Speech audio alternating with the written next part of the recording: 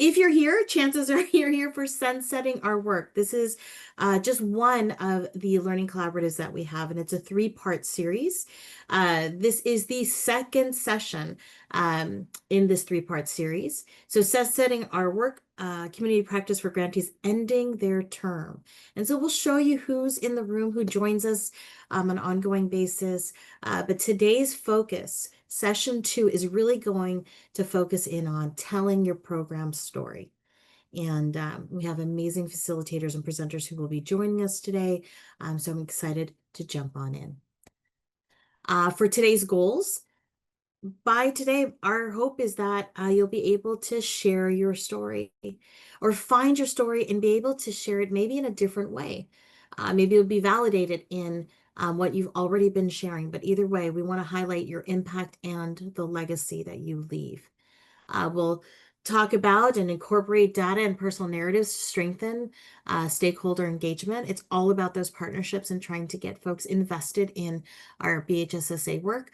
And then also the application of storytelling, right? All the strategies, giving you an opportunity to really try them out with a focus on your own sustainability and continued collaboration. Who's in the room? Well, we welcome you all, and folks are going to be from different points in time and different points in phases, but we welcome you all from phase 1 to phase 3, all of our grantees. This is the very long list, so no, I will not read them all, but you'll see yours and you'll see a lot of friends that you will be able to connect with today and throughout the series as well. So I'll just leave this up really quick, but you'll see again, phase 1, 2, and 3 grantees who are working towards or nearing sunset, some of whom have already gone through the process. Aside from that, I mentioned Hama is joining us today, so we'll give them the space and time to introduce, but excited to hear more about not just data collection, but how they are telling their story and how they're bringing all of their work and gaining a whole lot of momentum and support behind all the work that they're doing. But they are our TCT coaches with a focus in on data collection. So be sure to reach out to them if you have any questions or just want a thought partner about things that you're learning and hearing about today. So behind all of this, my hope is that this stays kind of at the forefront of or it at least helps us guide what it is we're doing here. We're going to be thinking about what trauma-informed strategies we can use to ensure BHSSA activities and services are sustained beyond the grant period, right? And we always like to highlight trauma-informed strategies, or we want to be able to talk about them. These are the things that need to continue, and they may be part and parcel, but we are going to, again, see what can continue on in the legacy of this work. And how might we sunset our work in a way that honors our values? A lot of you talked about purpose, mission, and values, ensuring that what's important to us stays, even through changes in funding, changes in the future landscape, but really honing in on what honors our values in our sunset. Tell me if somebody's willing to talk or share from their group, what was 1 or 2 takeaways that resonated with you from session 1? What stuck out to you? Maybe it's something Denise or Irene shared. Maybe the process of reflection. Our group discussed the ecosystem and how it was very validating, that if there's certain things that are not working, that those could fall off, but it allows planning and innovation on just, I guess, reimagining or innovating something else or thinking of other ideas on how it can make work. But I thought our group discussed that. That was a great validating imagery, and some of our team members took it back to their county. Love that. It makes it okay to let certain things go. And I'll bring up that visual as well, Stephanie, but thank you for sharing that, the whole idea of creative destruction, of having to renew by first releasing some of the things that maybe aren't working or that we can't sustain. Love that. Thank you so much. And great to hear that folks are taking it back. Yes, we want you to take whatever works with you, works for or with you from these sessions that you can use with your team. Please do so. check the hub. Those resources are there too, because you can actually work this through with team members. What do you think about this quote, or what did your group talk about? No one ever made a decision because of a number. They need a story. Well, actually, we shared that sometimes we are using a number, especially when it comes to fiscal things.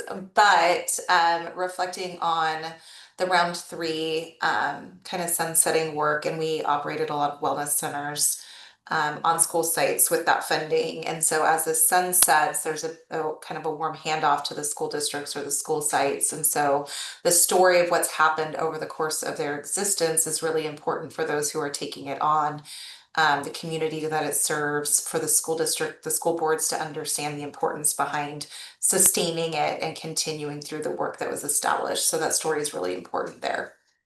Absolutely. Thank you so much, Tanya. And maybe for some of you, it is true that no, they make decisions based on number all the time, but it's the richness of your story that you're bringing that you are actually adding to it. So it's decision and story, right? Or bringing that number, sorry, data and story, bringing that number to life. This is a really excellent quote, because one of the things that I was reflecting on for another project is we kind of in the same lines that Tanya was mentioning about how we're focused on the widgets and how many people attended and all those pieces, right? I mean, it's important because we have to report back to our funder on those pieces, but it's like really creating that story and impact, right? How much did that number impact the community? So that just kind of resonated for me, is not only the numbers are important, but also that connection to that impact and that story for students. Absolutely. Impact, sustainability, even just leaving that legacy. Folks forget numbers, but they remember those stories, right? Impact. Love that. I think our group had very similar conversations of the both and that we do need the numbers, but it's the stories behind them. But in addition to that, this has me thinking a lot, and I lead a little data storytelling huddle with some of our wellness center staff, and we're really working on ways to make the stories and the data accessible to all audiences. So really considering the audience that we're presenting this information to, and that includes students and families, and that's going to look very different to what we might provide to boards or district leaders. Love that. Thank you so much, Christina. I love the idea of huddling folks in and around this particular topic.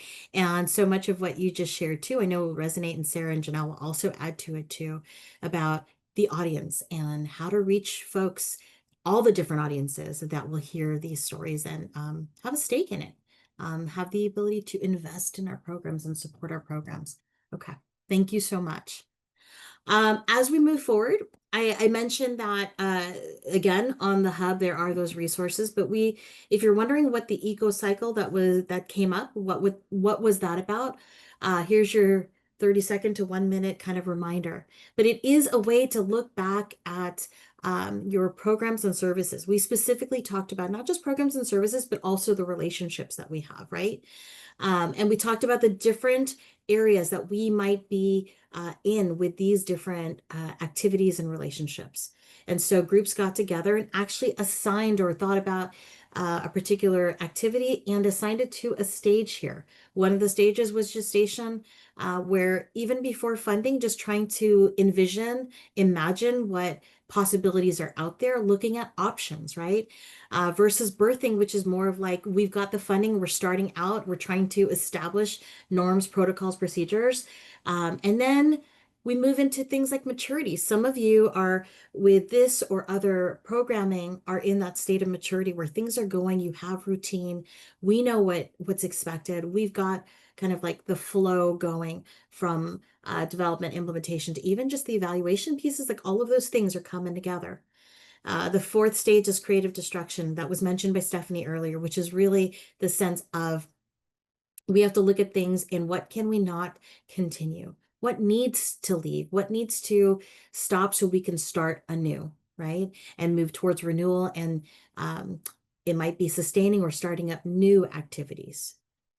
So look at this. It'll also explain things like scarcity and rigidity trap, which we often get stuck into, that often stops us from moving forward in any of these cycles. But the infinity symbol is intentional. This is an ongoing process. For many of you who've gone through many different sources of funding, many different programs, you know that it continues and we have to make those adjustments, changes, and pivots. But again, it helps us to make decisions or to kind of step back and make maybe more informed decisions about the whole picture. More on EcoCycle in the hub, in the chat for more info as well. But with that, we started talking about data storytelling. Happy to pass this to our wonderful partners. I would say partners in crime, but not crime, something positive. Our Tehama County Office of Ed partners who will talk to us about data storytelling.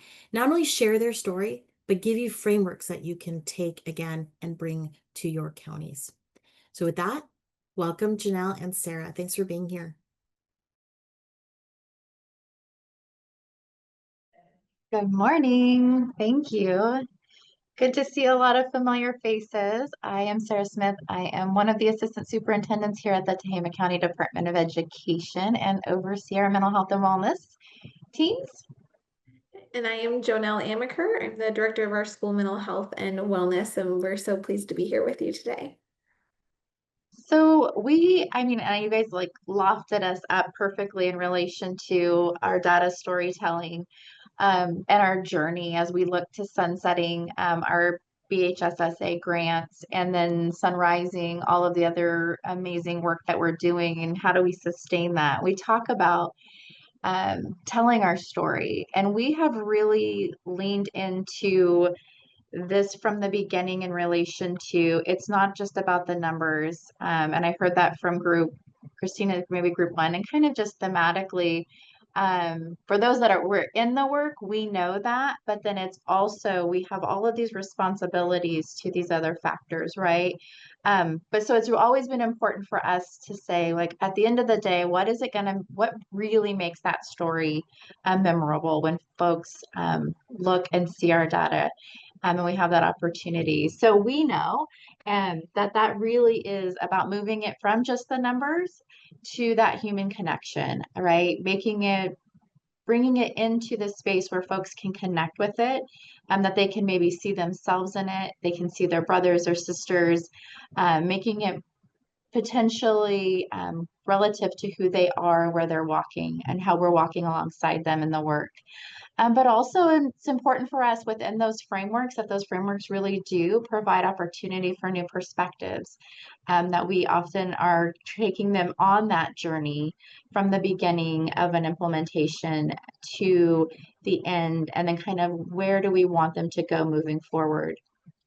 And it really, really helps that when we think about, and I heard this both right before we started in relation to impact and outcome, right? Like those are really critical for us is like, we know there's great work that we're doing, but really at the end of the day, how do we synthesize and capture that for those that are in the work? And then also for those as we look to future funding as to what that impact is so that we can continue to have investment in the great work that we're doing. So one of those frameworks, when we think about stories, it feels like we're all great storytellers, right? And we have lots of historical perspective. But one of those frameworks that we've shared previously, but are bringing into this space is kind of that classic Western story structure, right? There's a beginning, there's a middle, an end, and kind of that epilogue of what's our call to action. And so it's really important when you think about your audiences and moving those audiences forward, each of those structures might look and be framed a little bit differently in what that, especially in that last component in relation to what we can do now moving forward, or what is that call to action that we're really looking forward. And so when you think about how within your story, you are and have told that and or looking to tell that differently as you're adventuring into this new journey, what do you need to do to really capture that for friends and family, your PTA, your school site councils, versus where you might be leaning into your community-based partnerships, your own school boards as you're looking to potentially leverage additional funding into sustaining the work that you're doing. And then also, and I heard this from, I think, one of the grantees that's sunsetting, that you've really carried the work. And then you're now looking to have LEAs potentially taking on that work and so often our stories and how we frame those stories through these type of structures can really help those who also might be hesitant or unsure of what that means for them as they move forward. Oh. Yeah, so I'm gonna walk you through using that model, our story, which has been a great tool of reflection, but also hopefully connect that heart and mind through this example. So in 2021, something really remarkable happened at Tehama County Office of Education. Something started that had never existed before. And thinking about that time, our schools were still reeling from the aftershock of the pandemic. Educators were exhausted, students were struggling, and families were really trying to rebuild a sense of normal. But in the middle of all that, we had this wonderful small team of four that came together, whose one shared purpose was to bring mental health services to youth in a very low barrier model. And that was the start of our school mental health and wellness team. And we didn't have a roadmap or a blueprint, but we had a shared vision and one wonderful funding source to get us started. And by the end of that year, we had served 121 students through referrals. And thinking about that, that's 121 students that didn't even have the opportunity to access this the year before because it didn't exist.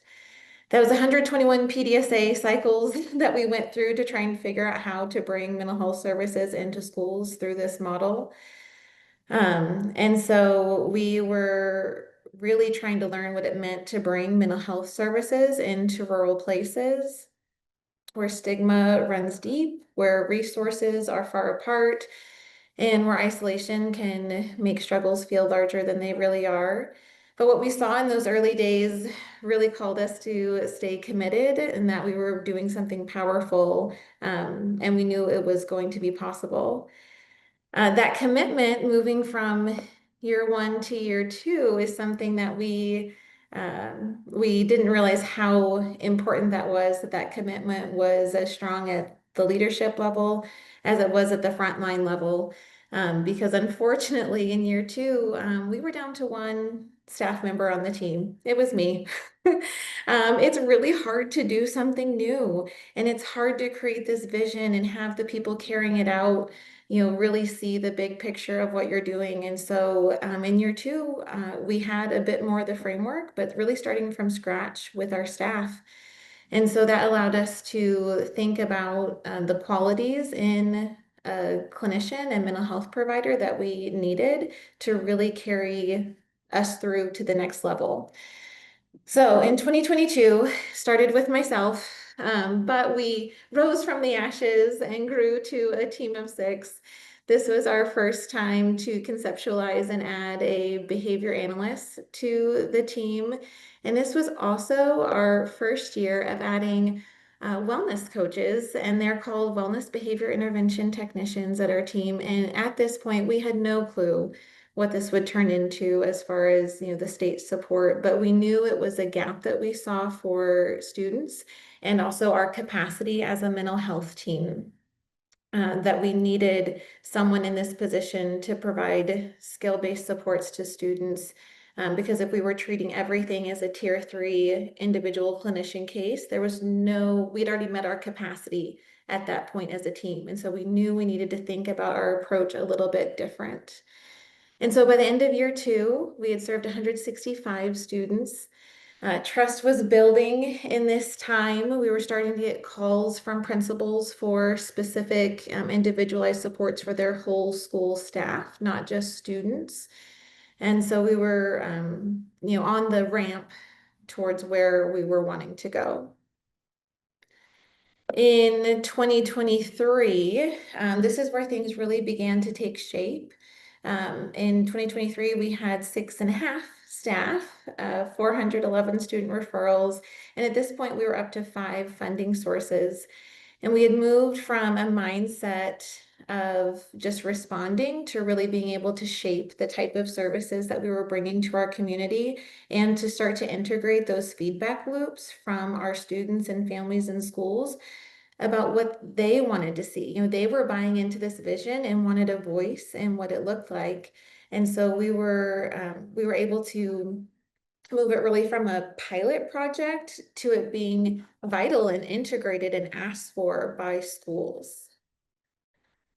In this year, service-wise, looking at our map, you can see that each year, so even though we have the same mental health counseling, wellness coach, behavior analyst, they're each having a special branch come off of them. So even though their position maybe hasn't changed, the capacity and expansion of what we were offering each year did change. And that was directly in response to what we were hearing from families and schools and students.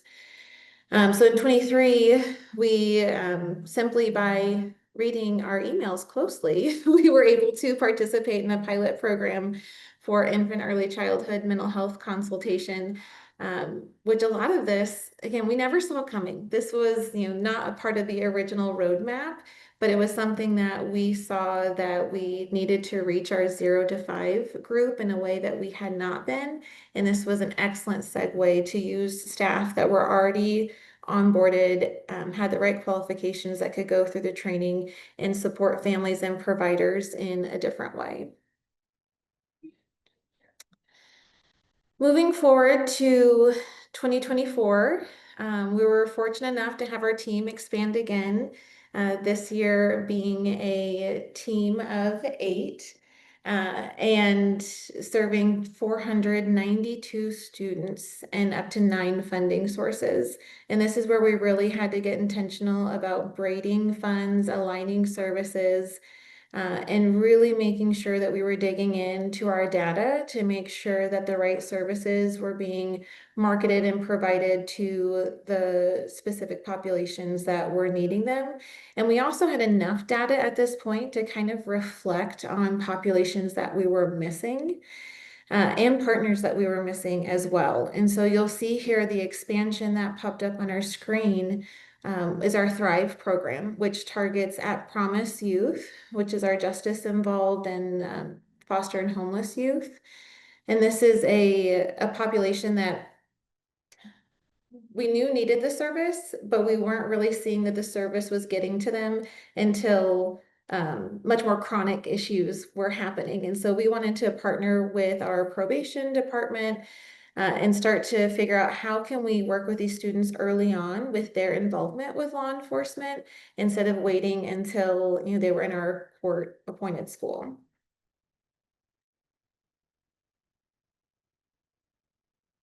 Okay. So now in 2025, we're in a really exciting place. Our number has more than doubled. We are at a place of 17 staff. As of October 31st, these are our statistics for referrals. So we have 143 student referrals as of the end of October and 530 student contacts. And so I'm going to go through what that number means because it's not on previous slides. So in this year, we were able to bring in not only our 2B, which is the big circle that popped up, but I also want to point out a really tiny box coming off of that wellness coach line, which is our community school connectors and program. So we were no longer, this tiny team trying to prove an idea. We have schools that we partner with that want these staff housed on their campuses full time or as much time as they can allot in their budgets. And so those 530 student contacts accounts for that new branch of the program where we have wellness coaches at some school sites. They're able to work with students daily. They're pushing into the classroom, they're doing small groups. And it's a really lovely model And I think it shows just full picture going from this remote team that was only providing services individually on an invitation only basis from schools to schools wanting to really integrate their partnership with us and allowing us to house people on their campus to work with their students and their staff more consistently. And then the integration or the adoption of TUPE, tobacco use prevention education, being a part of our team as well, being able to work with students through brief intervention and tobacco education has just expanded the visibility of our team and the diversity of what we want to offer and what we're capable of offering to schools. So now that we have 15 different funding sources, I believe this is a real testament to the belief that the state has and that our leadership has in our program. But more than that, it's sustainability and that it's possible when we're able to collaborate with one another. We're making sure that we're using our data-informed storytelling to make decisions. We're measuring our impact in that way. And each data set, each referral, each conversation is really just a bigger part of what it looks like to provide mental health in rural schools.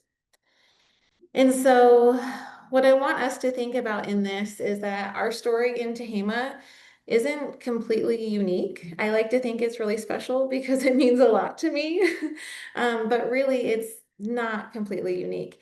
But it is a reflection of what's possible across California. And when we invest in people, when we build really strong networks, we build healthier schools, healthier communities, and ultimately we want that healthy future for our children. But we know that we can't do it alone. And our next chapter, as our BHSSA time is sunsetting, really depends on partnership, advocacy, and investment. So if you're listening to this from a policymaker lens, we would hope that you continue to ensure funding for school-based mental health isn't temporary, but permanent. If you're a school leader, to keep creating space for wellness staff in your systems and schedules. If you're a community partner, to keep showing up, keep collaborating, keep sharing your strengths. And if you're a parent or educator, that you would keep telling your stories, that the data shows our progress and that our stories reveal the purpose of these programs.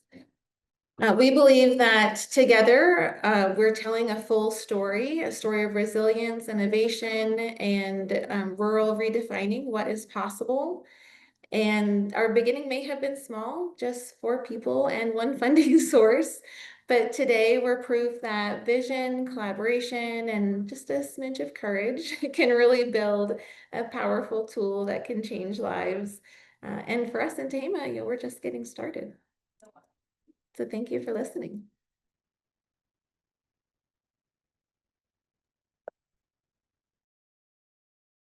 Thank you. What a beautiful story. Like you just I'm sure a lot of folks in the audience can relate to being like the lone, not a lone ranger, starting up like different programs initially, right? So it took me back to when I was hired as a counsel on special assignment. They're like, you're in charge of this. I'm like, wait, where's my team? They're like, you are the team.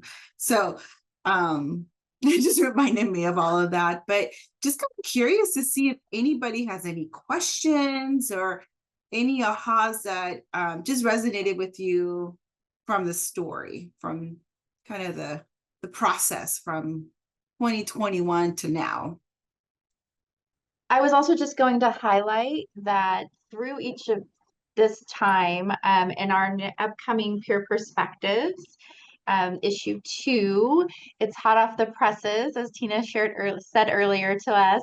But it also kind of walks you through a strategy that we use in Tehama County in relation to how we kind of harvest our stories throughout the work that each of our practitioners are part of.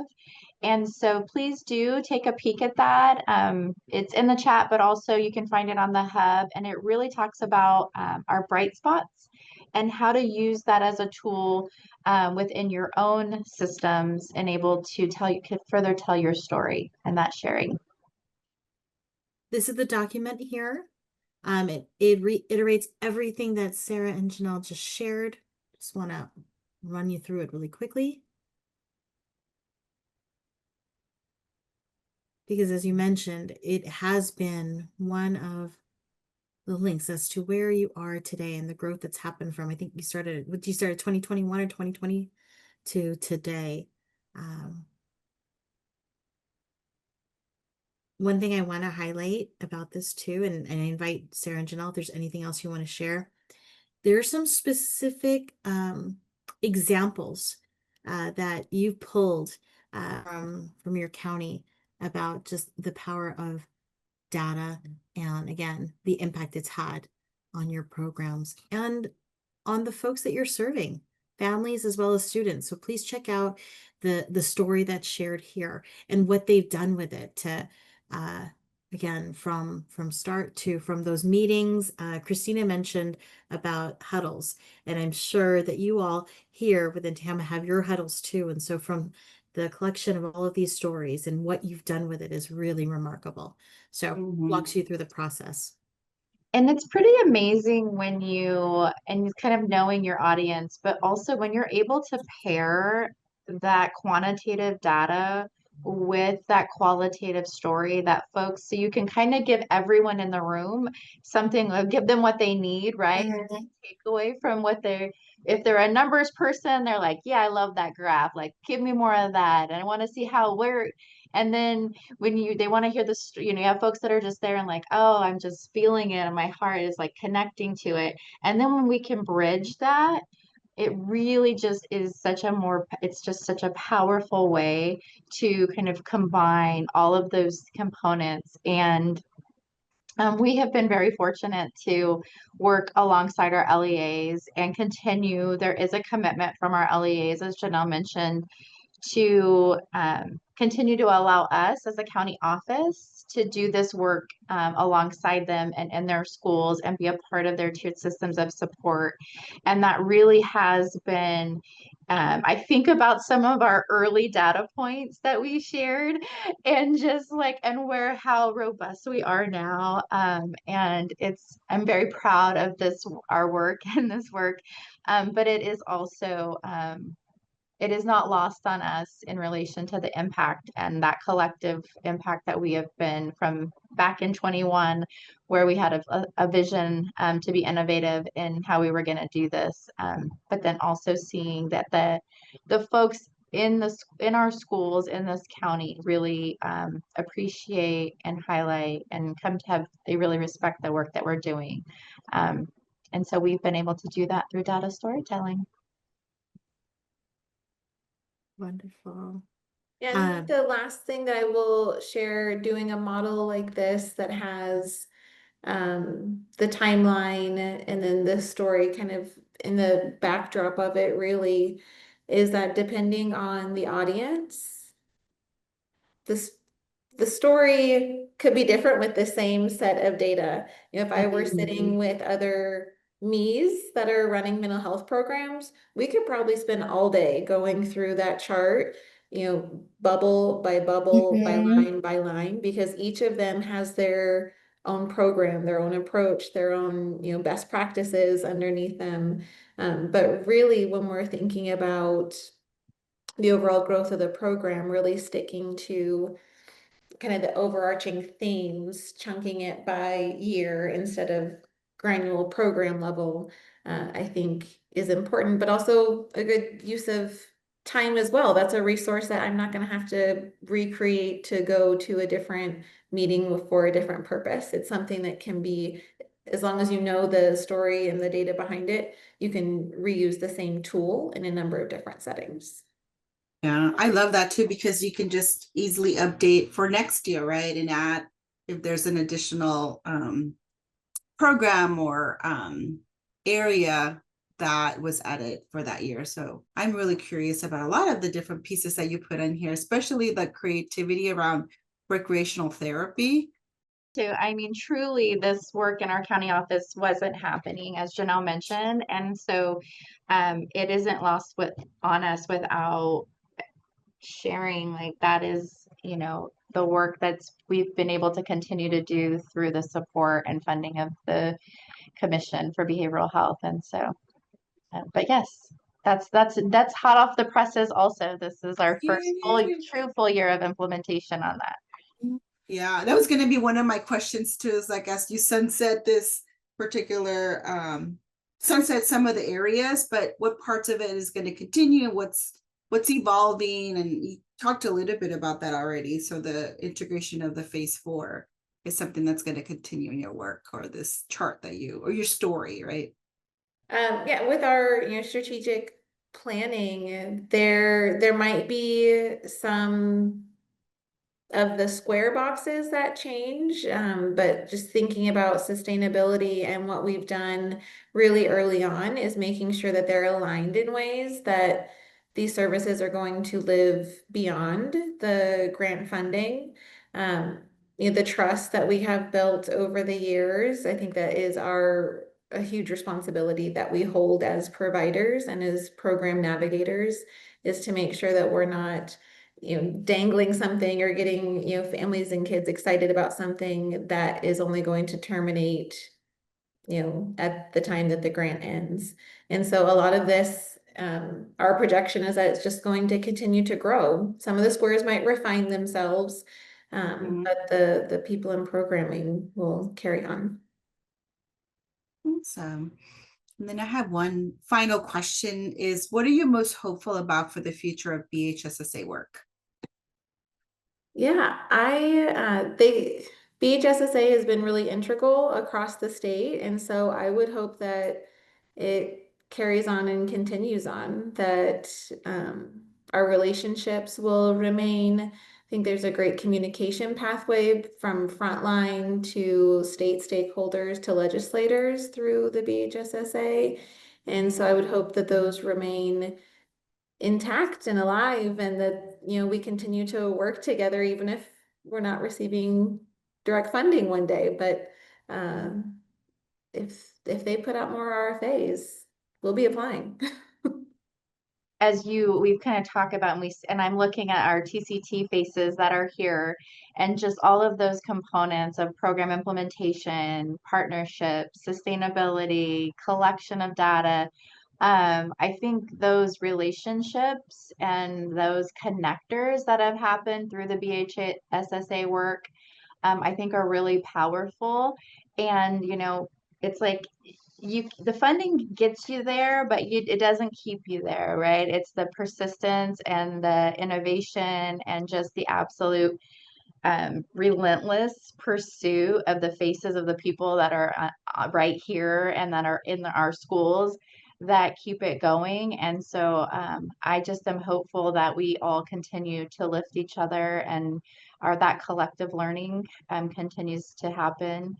And at the end of the day, it is about impacts for kids and families and schools and positive outcomes. So I'm happy to be a part of it and share in the work with all of you. Thanks, Sarah.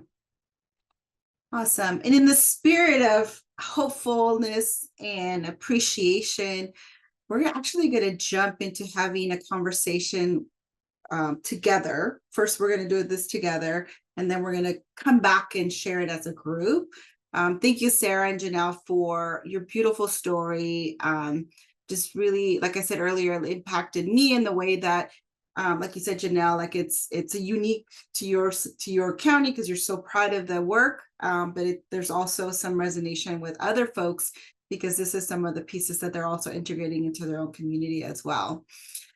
And so we're going to now shift a little bit into another strategy in just telling your story, but appreciative interview is a strength-based way of uncovering what works really well across BHSSA efforts, right? And this process is really going to help us to start to think about how to lift up the successes, the relationships, the partnerships that made all of our work really possible during these past, some of you started in 2020, 2021, so it's been the last 5 years.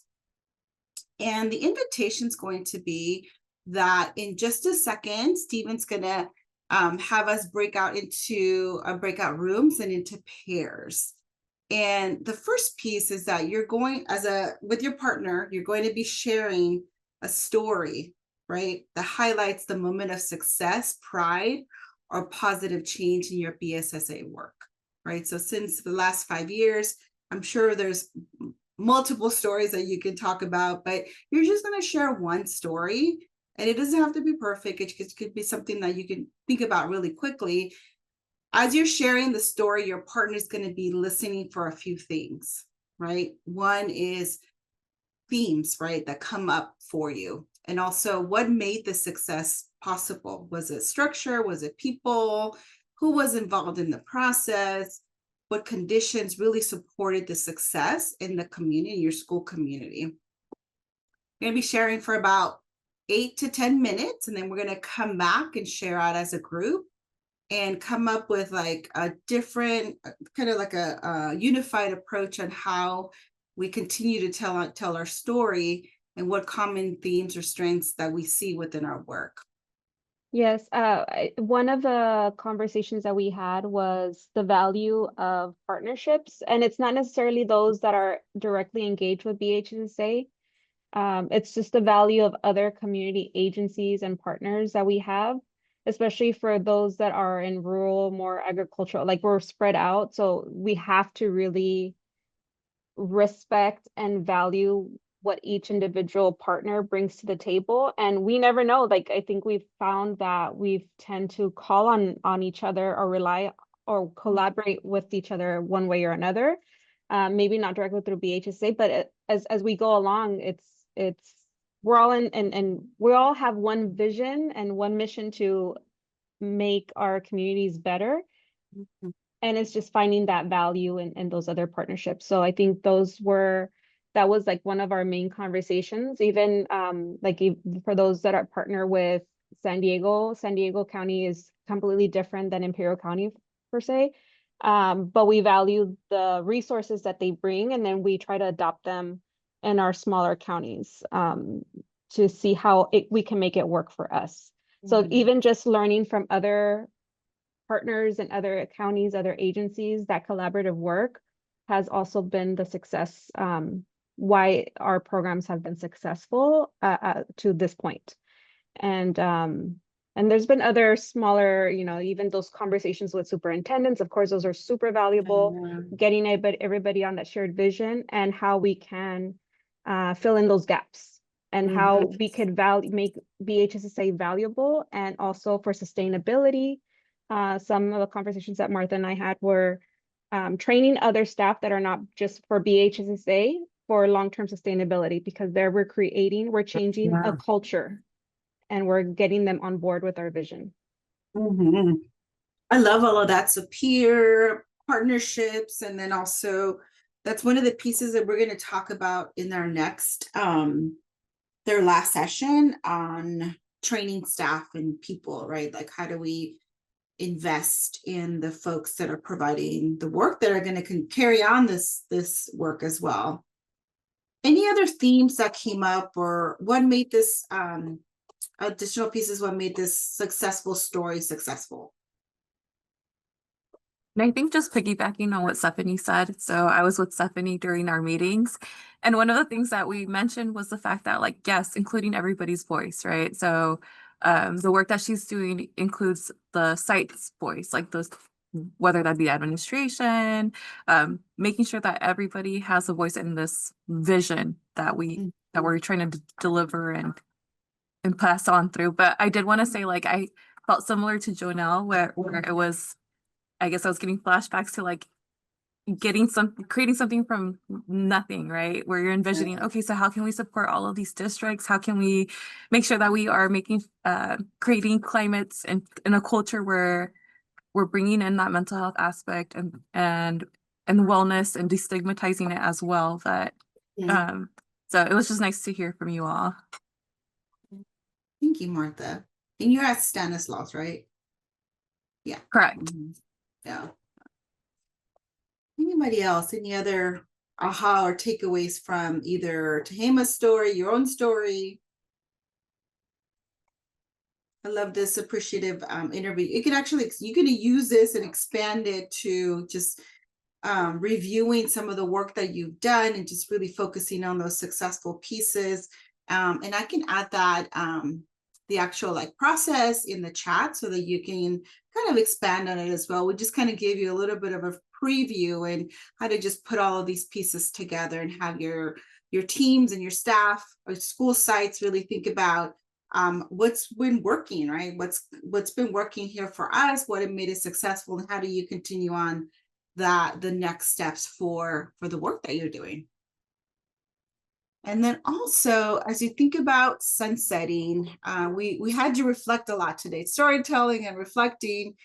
And also, I kind of asked this question already, but what is something that brings you peace about the future of your BHSSA work, right? So it's the hopeful of continuing on the legacy. You can write any ideas or reflections in the chat, but as you think about this question, like what brings you peace about the future of this work, right? So Sarah talked about, yes, we're going to continue on through I Promise, right? Through the phase 4 integration. Any other reflections, please feel free to write them in the chat as well.